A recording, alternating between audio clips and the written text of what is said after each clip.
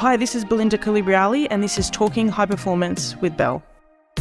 So I'm making this podcast for people who want to live their best life, people who know that there's more in them, but they just don't know how to get it. So there's a gap, something's missing, I'm making it for them. Hi and welcome to today's episode of Talking High Performance with Belle. It's really great to be able to jump into your life for a few minutes every week and share my thoughts around how to hopefully make you feel as fulfilled as you can be and live a life where you're passionate and confident. And so I just love it. So thank you for allowing me the opportunity to do that. So as you already know, this month is all about leadership. And so today I'm looking forward to chatting to you about 7 ways to empower yourself and your team on that journey. So also download yourself a free copy of my complimentary ebook, The Visionary Leaders Playbook, which will further guide you on today's discussion as well. So let's jump straight in. As leaders, we're aware that our teams are our greatest asset, or should be our greatest asset. And our teams are the ones that power the success, of our business or of our organization. And they're the ones that make things happen. So they're the ones that we need in order to often execute our vision that we set out. And we place real trust in them to bring our strategies to life or to bring our goals to life in the hope that they'll follow, the vision that we have set out for them. And it's our teams that make us look good. When a leader looks good, it's often the teams that have contributed to that success. And so it's our responsibility to foster their talents, to allow them to grow and to create an environment that not only drives those results, but also gives them a sense of purpose and gives them a sense of positivity and fulfillment coming to work. That's one of our ultimate jobs as a leader. And if we think about leading and we think about, showing up softer, and for me, that's been one of my major focuses, leading from the heart is a really important way to do that, to drive personal results, but also professional results, and to separate yourself from others, other leaders out there. When our employees feel valued, when they feel respected, they're more likely to be engaged. It's easier to maintain motivation and they're more committed to achieving the goals that we set out with them. But we need to work on ourselves as leaders in order to set this benchmark. And last week I spoke a little bit about the 4 C's of successful leadership, competence, congruence, connection, and confidence. And once we're clear on what we want to achieve and we're clear on working on those 4 C's and how we can move the needle for ourselves, it's much, much easier to empower our teams. And so today I thought, what's a good way to talk about empowering our teams? And I thought, let's talk about 7 ways that we can do that. So the first way to do that is to set clear goals and expectations. And, as leaders, we have a role in creating a shared vision and communicating that to my team. So, there were many occasions where I'd have the vision in my mind, I'd communicate it with my team, but they might not have been on the same path because they didn't know, I didn't communicate it in the most effective way. So, what's important in what you want to achieve, how do you get that across to your team in a way that's really clear, that does serve as a compass in a way that they want to follow. And how do you get them to then take ownership of the goals and of the expectations so that they want to head in the right direction as you? And in my previous role, we would do something called a morning huddle. So we'd gather the team that was working for the day and we'd talk about our roles for the day. Who was on what position? What were our sales targets? Were there any challenges the day before? And what were we heading towards that day and that week? And it was a really, really good way to get all the team aligned in the same direction. And when done well, this had a dramatic impact on our days. And so it would be one of the leaders taking charge or one of the managers that would steer this. So first point is setting clear goals and expectations of your team. Second point is starting your day on the right foot. And this is really, really important, as I just spoke about the huddle, in setting the tone for your mindset and, setting the tone for what does productivity look like on that day. When you have the ability to start the day on the right foot, start the day positively, think positively about the outcomes that you want, it's much, much easier to get your team aligned to do the same. There's nothing worse than a leader who shows up, it's doom and gloom, it's going to be a terrible day. No one wants to follow that leader. And if they do, they're sure as, not going to be positive about it. So, today isn't the same as yesterday. It's new, it's fresh. So encourage your team to think that way as well.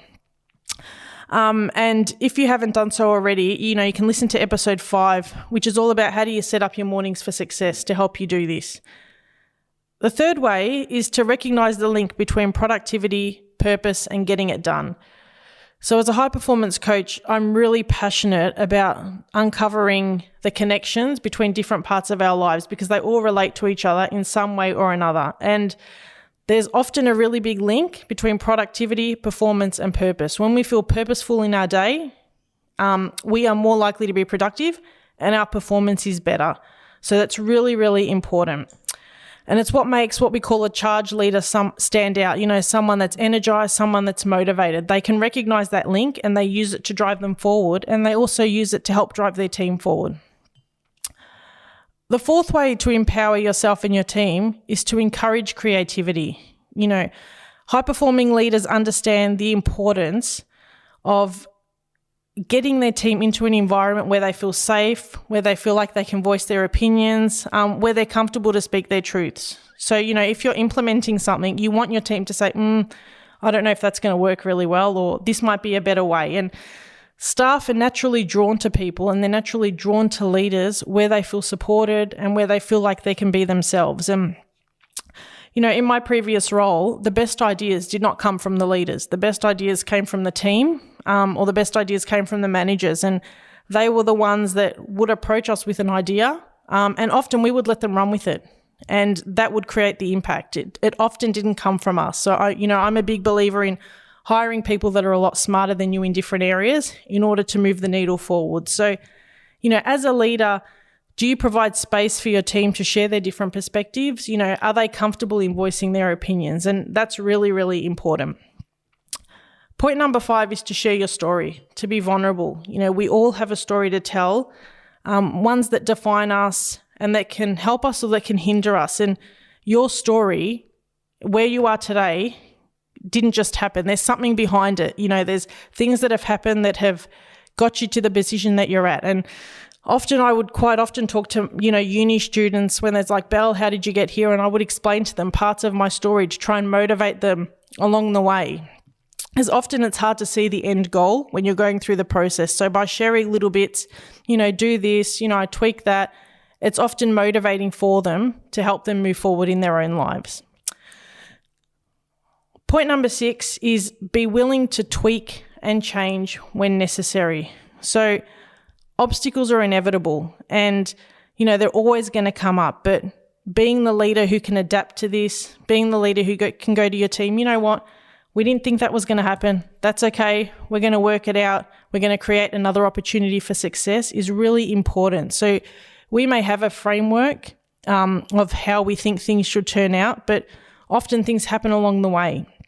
We saw with COVID how many businesses changed. So it's that ability to deal with obstacles when they arise that really allows us to empower our team. So getting them together and going, this isn't working, how can we do it better? What's your idea? What have you tried before? Is really, really empowering for a team. And the last way is to celebrate success. I think, it's really critical as leaders to celebrate success within our teams.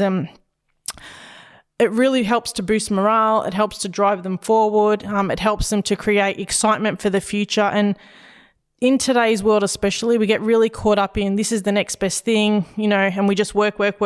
And this was really evident to me over Christmas where I was going to do some shopping at Chatty.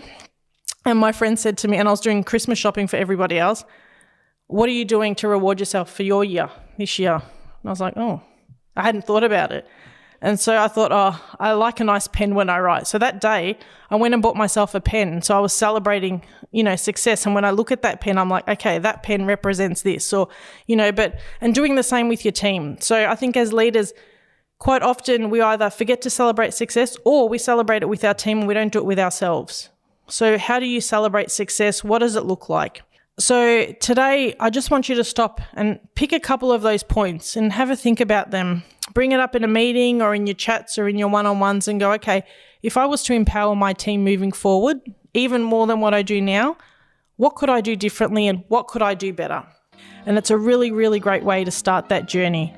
So there you have it, why it's important to start from the top when it comes to success and how a leader's ability to show up creates results and why our teams are our most important asset, and then also 7 ways to help empower both yourself and your teams to reach that next level. So If you found value in this episode and it gives you some points to think about in your own lives moving forward, then you're going to love next week's episode where I'll be talking about the ripple effect and unleashing the power of positive influence. Until next time, live a successful, purposeful and fully charged life. Your coach, Belle.